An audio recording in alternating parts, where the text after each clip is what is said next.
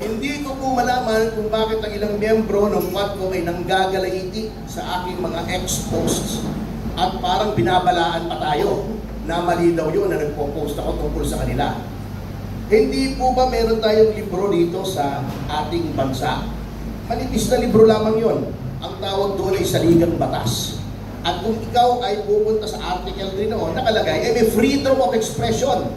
In fact, nakalagay doon, no law shall be passed abridging the freedom of expression or of the press or of the right of the people to peaceably assemble or to petition the government for a redress of grievances.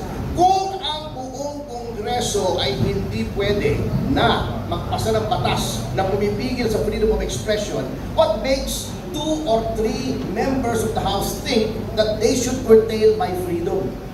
That they should talk against me dun pa sa halls of Congress, taking me to task for exercising my constitutional right. Yung last hearing ko,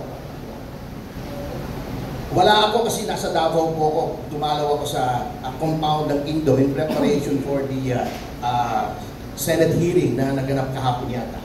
So I was there Wednesday and Thursday.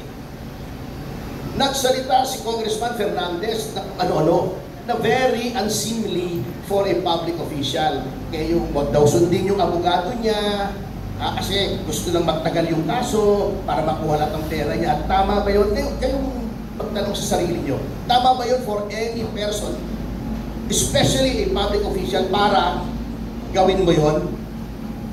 By that alone, you are undermining the right to counsel because you are trying to destroy the bond, the sacred bond between lawyer and client. Binibigyan mo ng duda just because sumusunod yung tao sa advice of counsel na yung waiver na pinangako namin ay pinawi namin. Kung talagang naniniwala si Congressman Dan Fernandez sa sinasabi niya, I challenge him. Wag doon mo sa loob ng committee hearing sabihin where you are protected by the cloak of parliamentary privilege. Di kita pwedeng galawin doon. Punta tayo sa labas.